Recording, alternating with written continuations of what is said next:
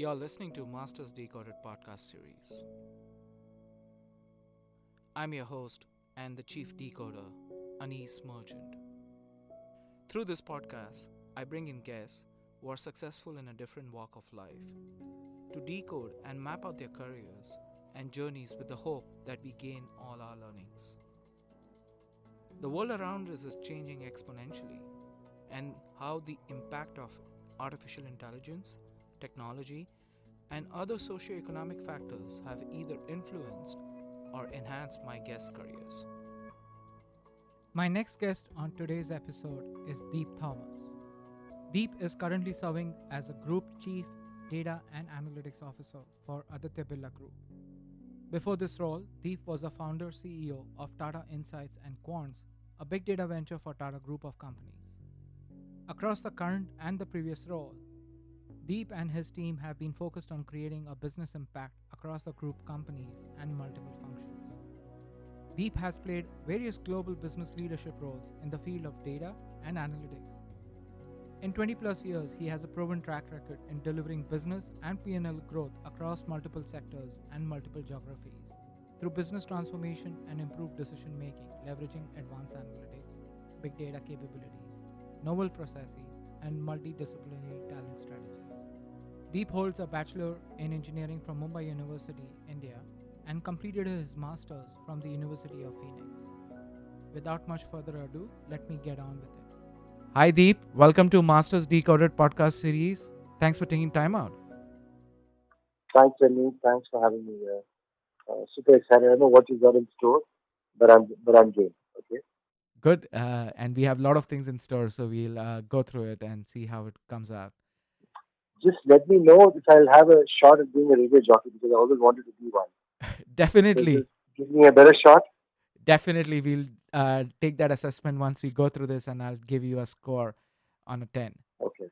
Deep, when I looked at your profile, you had your schooling in Delhi and then you completed your engineering in Mumbai and you went on to doing your master's in Arizona.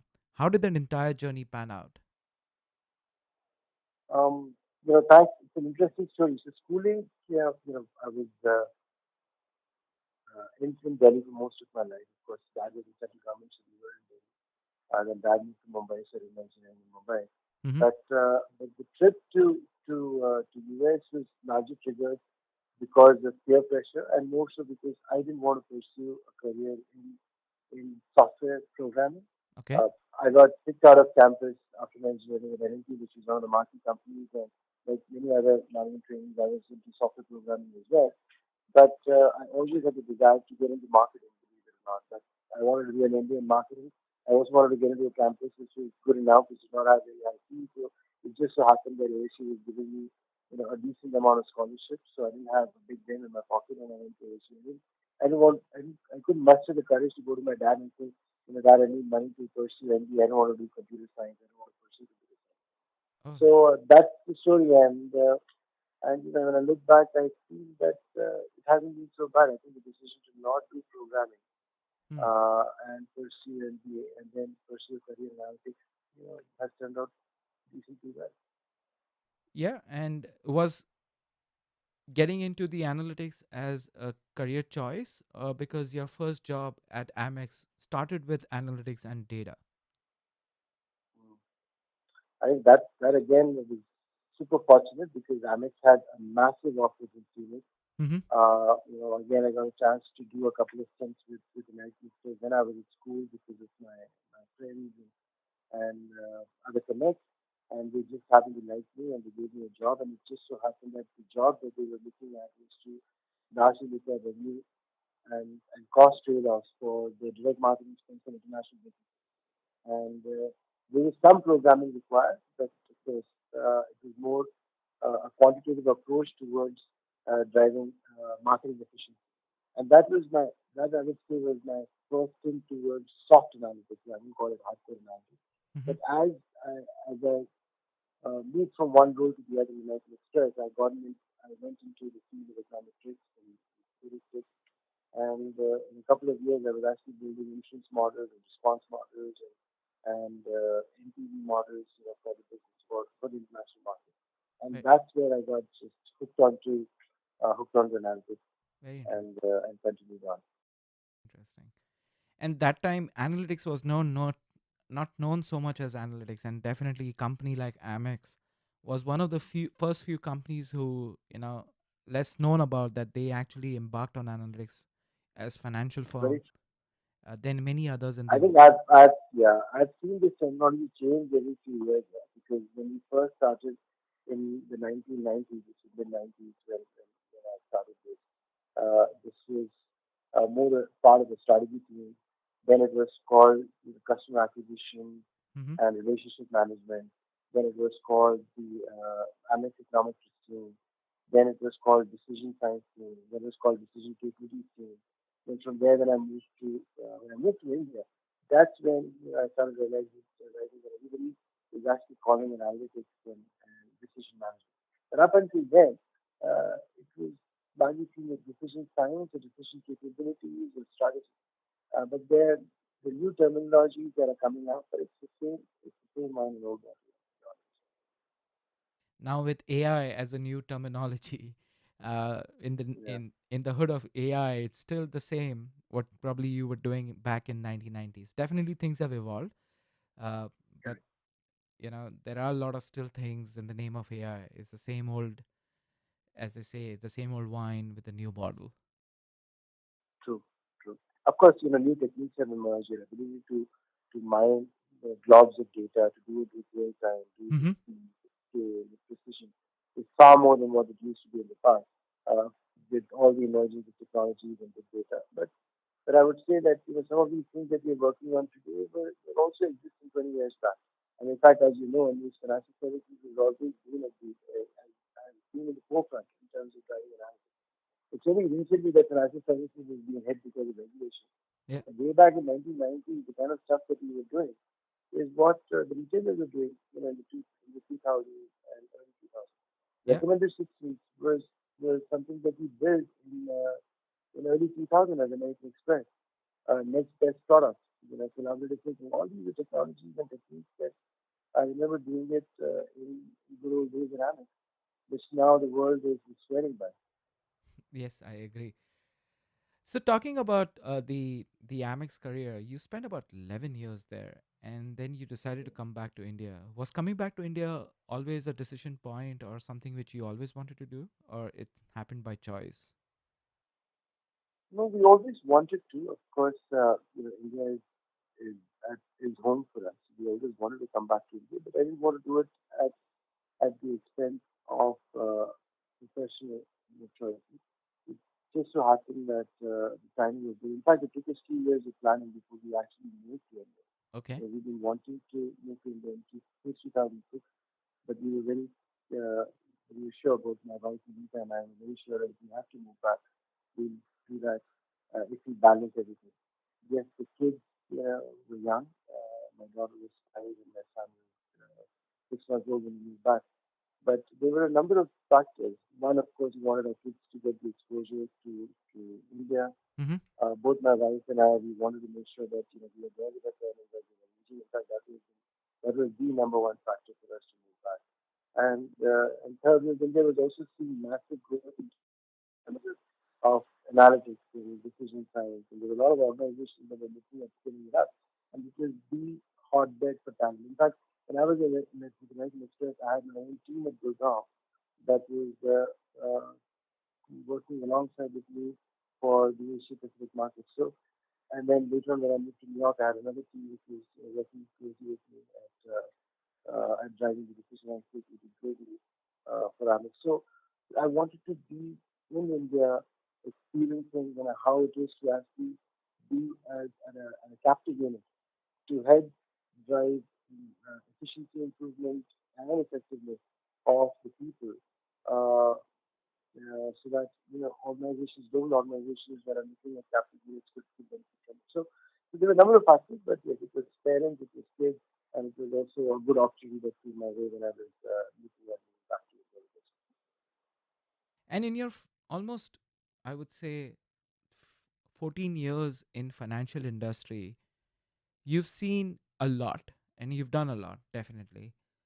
But you've also experienced the downturn which happened in 2008. And in during that downturn, you actually came back to India and you joined a company.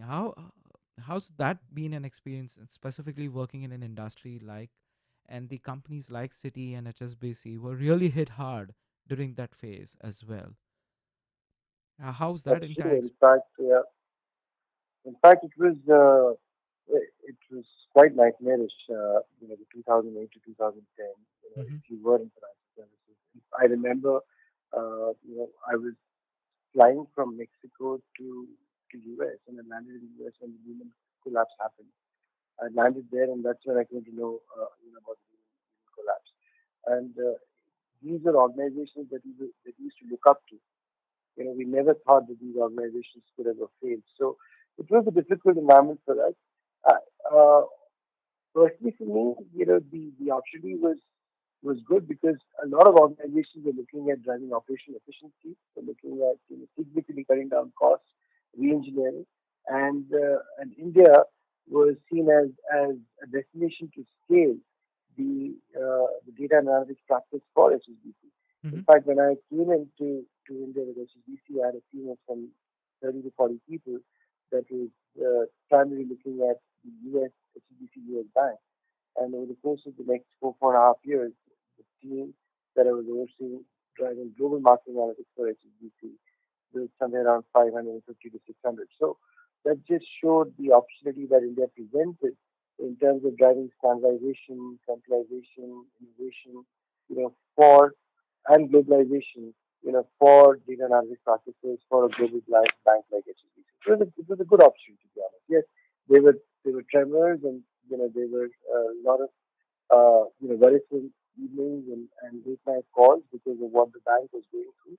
But all in all, as a professional, I would say that it was a great experience because these crises don't come every day, to be honest. And, you learn so much from these crises. You bring in a maniacal focus, you bring in a sense of discipline, you bring in the kind of filters that need to be applied to ensure that the decisions that you're making, are the ones that truly are going to help the bank. In Very fact, interesting. our card portfolio is one of the profitable Yep. businesses in the crisis. Mm-hmm. Amex, Tap One, and HSBC Card Services are the only three businesses that actually were Yes. profitable even during the recession phase. Yep. And I still remember that phase where, the Amex and the HSBC, specifically the card business, was one of the case studies where people were talking about how disciplined and data oriented that entire culture was, which enabled to weather the storm. And we see that today as well during this pandemic which is going on. Mm-hmm. Companies which are been in the forefront of leveraging data, not leveraging data after the pandemic started, have been able to survive or at least weather the storm which we are all in right now as we speak. So that's an interesting piece which you just shared. But also, when you think about, when you came back to India and working for a company as big as Amex for 11 years, you almost were given a responsibility to set up a team as well. uh, what were you trying to look at? Because coming from US, from a different culture and different work, definitely you had teams who were working in India. What was your experience in doing that in the initial few years, especially during that time? So I think my I've always been fascinated by challenges.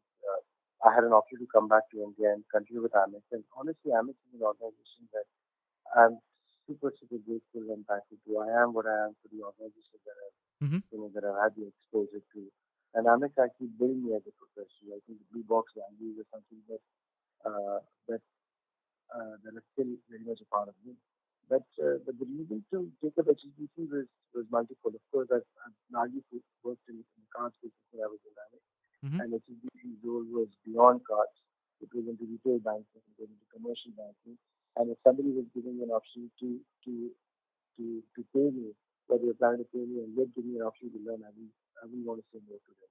Yep. So working across geographies. So not only they change location, they change company, they change culture because one was an American culture, the other was an English culture. So I was thriving because I felt that I couldn't have been given, such a strong combination of changes, for my professional growth. So I took it up.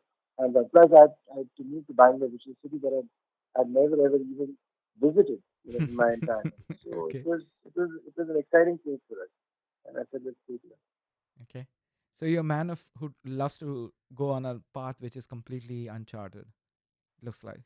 I would like to say that, it sounds very lofty, but when I look back, I do feel that even with the Tatas, it was a very similar experience. I would have never thought that I'd be with the Tatas, but we actually worked with, the pride of India, and now with the Birlas. I think the two founders of modern India. It's something not every single analytic professional could ever, boast of. But I can say that, look, I've been with the Tatas and I'm now with the Birlas, and I've actually helped set up the analytic function for the Tatas and Birlas. Mm-hmm. I think to me that's a very, very gratifying thing to have in your professional career. And since you brought the topic about Tatas and Birlas, meaning yes, they are the founding members of the modern India.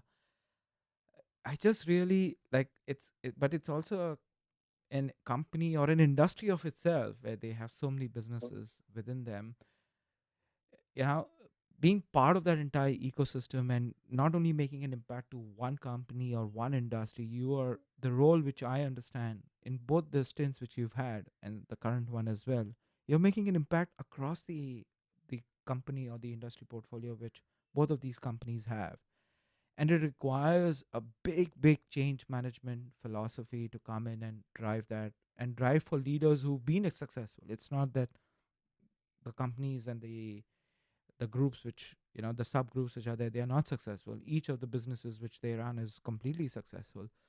So how meaning how, share some experience around that, because that's just, I'm sure the listeners would love to hear I, that. I think there again with the Tatas and the Birlas, it was the opportunity, which was it sounded extremely challenging and gratifying. As I said, working for the Tatas and the Birlas itself is an honor and a privilege which any one of us would take in a heartbeat. And to do that for India. When I came back to India, of course, I was working for the city and the HSBC, but to come back to India and to work for the Tatas and Birlas is something that I couldn't say no to. Mm-hmm. Uh, the, the, the other reason for me why I chose this is because I'd only done financial services at least for the 20 years before that. I was just doing financial services. And the Tatas and the Birlas gave me an opportunity to diversify my career into auto, into steel, into retail, into power, and into many other sectors. So the fact was that I've done analytics globally, but I've not done analytics locally.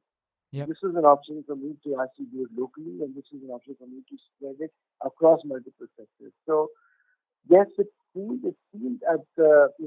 quite overwhelming to begin with, and of course to work with people that you only have heard of and you read about in the newspapers, Yeah.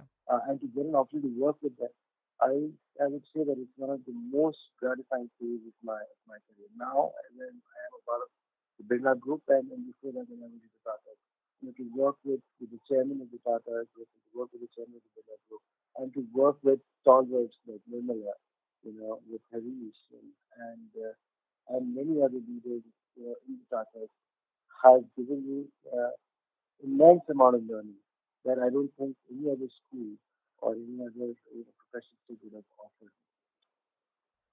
Definitely, it's Uh, a role which I'm sure people would love to hear more about. And I want to double click more on this, the phase of your life currently which you are in. And you spoke about the different industries you touch, whether it's auto, power, the cement, manufacturing, retail, different facets. Today, when we look at people, they've developed a career in a specific industry or a horizontal, like a marketing or a sales. In this specific role you are in, you're almost touching everything. correct, From an industry correct. perspective, how do you you know it, more about your team, how do you hire people and how do you ensure that they are able to make an impact across, because it's hard to find those people in the market today who understand across these industries. No, I think sometimes you are just lucky. There are people that are born with a silver spoon. I Okay. think I've been lucky when it comes to my leaders, and I've been lucky when it comes to my team. So in this case, because the approach is to do it across multiple businesses, Mm-hmm. what we have done is we've identified people, we've almost cherry picked and handpicked people who are the the best of thought leaders and the analytic leaders across different sectors. So we've got people from organizations such as G, Danandi, Citi, Retail, Honeywell, uh, and General Mills, essentially to bring in that domain expertise that is required to lift and shift the best practices after contextualizing it for Indian businesses across the Tata. That is one. So first is just the ability to bring in the best practices. But more importantly, I think if you interact with anybody in my team, of course you will see deeply sense of values, Mm-hmm. whether it is the professional integrity, the accountability, the passion that they bring. But there are two or three aspects which are super duper common. First is the sense of humility. I Hmm. think these people are really, really accomplished, super smart, Yeah. but they are super humble. In fact, the team that we have, we call ourselves the humble AI team. When the team's good, there's always a sense of humility. That's number one. Second, I think there is an element of self belief and positivity. We understand that this is the job that we've taken because we are passionate about driving change. We know that this is the path that we've taken will have a lot of challenges, will require a lot of change management. But we have knowingly taken this. I always believe that there are people that follow a job either for power or for fame or for money. Oh, But there nice. are very few that actually follow a job to leave a legacy. The job that my team is has partnered with me, with the Tatas and now with the Birlas, is because they want to leave a path of legacy. They want to leave a legacy of making in India and making for India. And that requires a totally different mindset when you take a new job. Because it's passion, it's self-belief, it's sense of accountability, sense of ownership, and never say die attitude. And that is one thing that I've seen there in every single person in my team. And I'm proud today I've got a team of 50, 55 people. I think each and every member of my team, I would say, just demonstrates and exemplifies that faculty in them, which is what takes us together as an organization. And being humble and having that humility side is also very key when you want to influence change amongst companies and the subsidiaries, which whether it's the Birla Group or the Tata Group have. Like you said, each one of them are also successful or have some leaders to look up to, and to go ahead and use data to influence a mindset shift or use data to enable decision needs that humility. um, I don't know That's if you true. agree to that. That's true. No, it does. You have to first accept that these businesses are multi-billion dollar businesses. The leaders that are running these businesses are stalwarts and they're very accomplished and they know, the nuts and bolts of the business. All you're trying to do is to help identify opportunities where the businesses could be better. And if you go to any MD and a CEO and you say that, look, here are things that I could do which should help you increase your revenues, reduce your costs, or mitigate your risk, or improve customer experience, or help you identify new business revenue, or new business model. Chances are that he or she is going to give you a hearing. And if there is a top mission critical priority that an engineer or CEO may have, and you're coming back with a solution, he or she will also give you a chance to run a pilot. And that's our approach. Our approach is to have a very integrated solution towards a business problem or a business objective or a business KRA.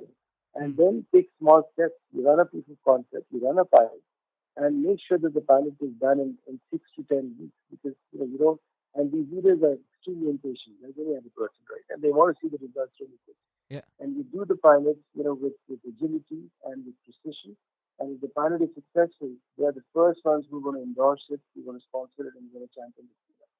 And as we started in Tata's and in the Birlas, we run pilots. We just keep running successful POCs, and the ones that are successful, we scale it up. And in fact, the ones that we scale up across one company, we try to scale up across multiple companies by taking up common modules, from the successful project into other businesses. So there's a lot of lift and shift and platformization that we do of successful projects as well to help drive what I would call a transformation in terms of the adoption of analytics, whether it is sales and marketing, whether it is in operations, logistics, procurement, legal, finance, and so on and so forth. Very interesting. Deep, talking about projects, Any project in the last few years which is near and dear to you? Yeah, lot of projects that that I would call out and say that these are things uh, that are super proud. I think in my current job, there are few projects which has helped us secure top 10 positions in terms of the performance benchmarking, which is the SPOT 2.0 earnings that you're aware of that Stanford runs. Mm-hmm. In fact, we recently submitted the first case paper of using computer vision for post-COVID safety measures. We are the first organization across the world to submit a research paper on how you can use computer vision for post-COVID. In the data, I'm sure there are numerous other papers that are floating around what transformation data field has gone in. And I'm super proud to say that my team and I have been instrumental in driving the first set of these initiatives in Tata Steel. Similarly, when I go back to the days of Citi and HSBC, this concept of driving global standards, global innovation, global initiatives, the ones that got highlighted and appreciated from the top of the house. And similarly, in American Express, I remember when my first project that got patented, we got a personal note from the CEO and then from the president about uh, how important that solution was. And in those days, in the early 2000s, that one project was estimated to generate over $150 million of incremental NPV. So I think there's been numerous projects, but at the end of the day, as I said earlier, it's the it's the way you deliver the project. It's the sense of belief. It's the teamwork. It's the maniacal focus in driving that. And Mm-hmm. at the end of it, it's the acknowledgement from the business that look, what you've done truly is going to make a difference this week that thing. So, and then when you look back, you also realize that it's first of its kind, it is pioneering. So, the number of these factors that make these projects indelible in your life. But there's been many such cases. So I can't pick one, but it's been it's been knock on wood a good journey Hmm. so far. So you spoke about IP and patent, and just want to get your perspective as a business leader. What would you emphasize on creating unique competitive differentiations using IP, or making an impact even with basic things? I think both are required because you have to almost get into the mode of constantly making impact, and sometimes impact can happen through small things, Mm-hmm. and these impacts are something that is experienced by the organization Okay. and could generate value for the organization. But the IPs create valuation for the organization. Hmm. So as leaders, our job is to do both. Our job is to create value and to create valuation. Right? When you create value, the valuation of the organization increases. But when you create IPs, why is it that the market cap of the Googles of the world is so high? Because they are known to be the front runners when it comes to uh, new and innovative stuff. So I think as leaders, we need to do both because if you just focus on valuation and IP, people will look at you as an academic and a research arm. If you Okay. focus only on value, people will say that look, you're just picking up something that somebody else has done.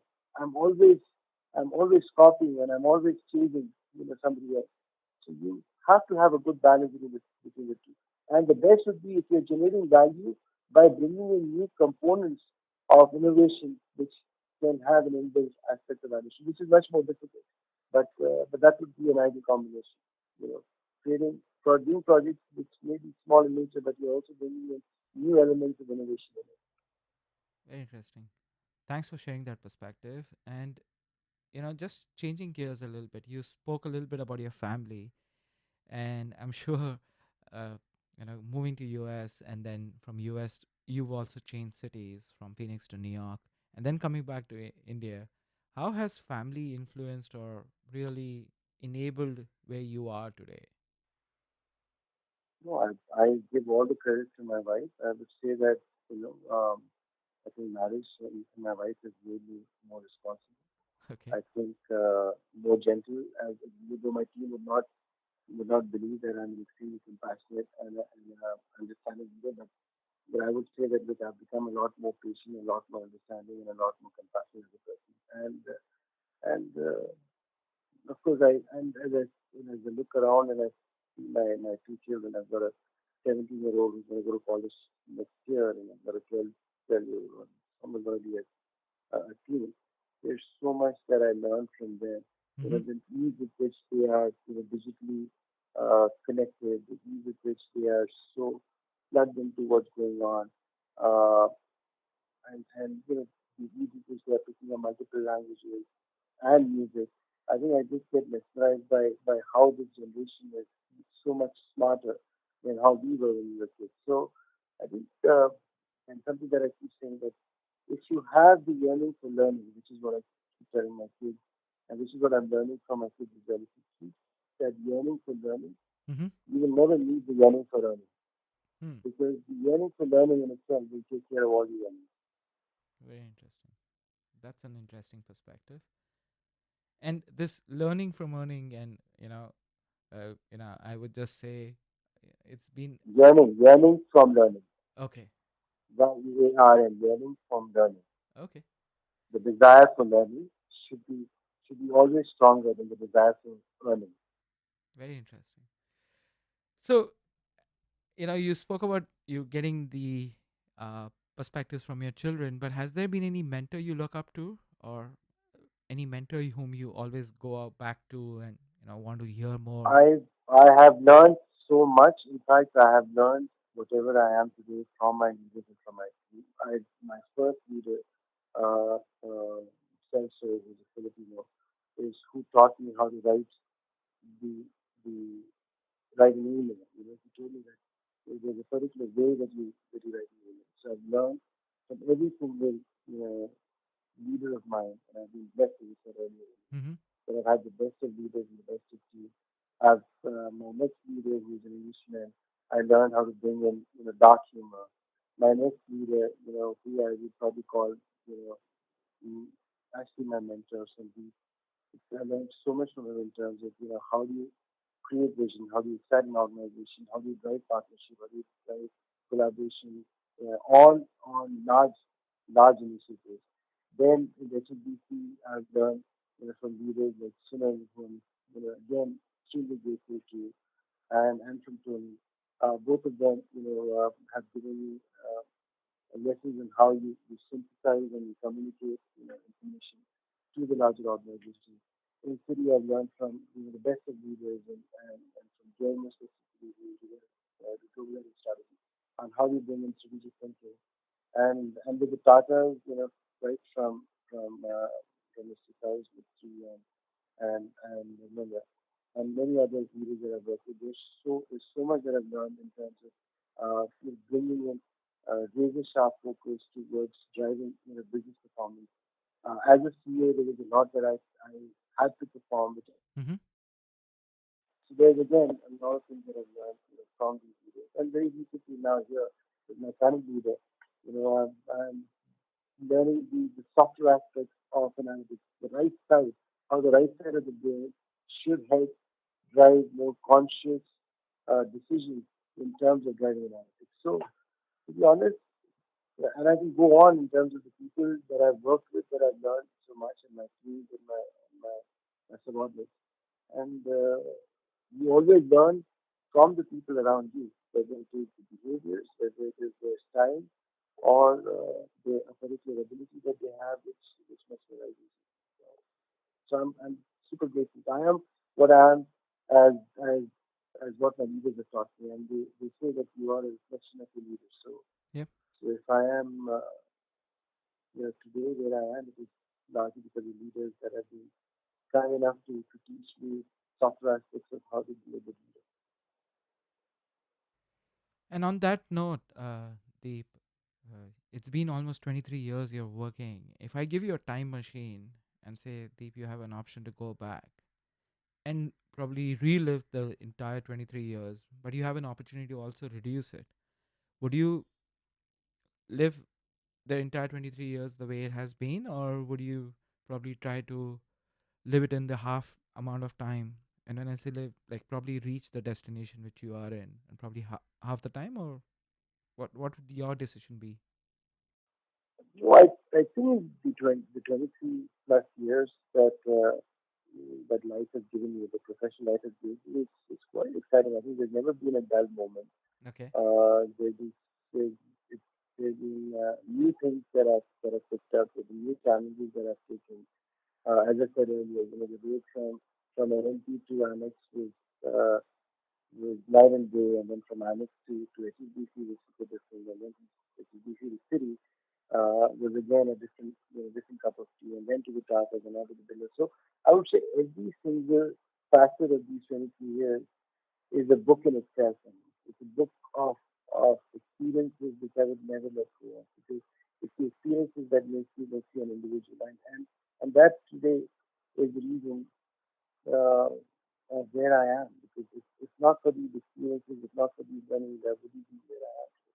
So I would probably continue with those 23 years and keep the same pace as it is.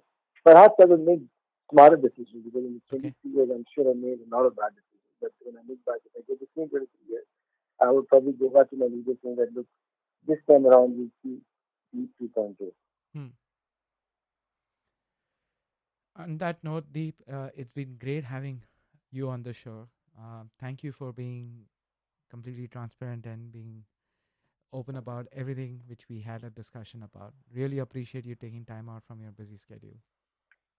No, you're welcome. Thank you. And I'm seriously going to be waiting for a call from, what is Mirchi? Is it Mirchi? What is the radio station in Mumbai? The Radio Mirchi, yes. Radio Mirchi.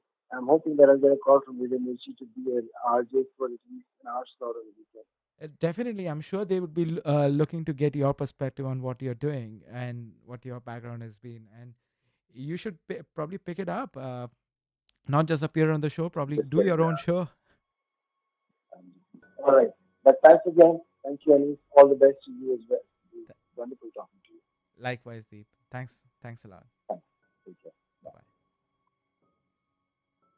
Thank you for listening in. And we close yet another episode of Masters Decoded. If you've enjoyed the episode, please you can help us out by sharing it on social media. I would personally appreciate that. It's how we can reach more listeners, and the more listeners we have, the more awesome guests I can get in touch and convince to participate in these conversations that are a joy to have for me, and I hope they are a joy for you to listen as well. You can also help a lot leaving reviews on iTunes or your podcast service of choice. Reviews are surprisingly helpful in supporting the podcast to get to more listeners. If this episode has intrigued you, I would request you to subscribe to the podcast to stay up to date and get notified to the future episodes. With that, I bid you and see you in the next episode.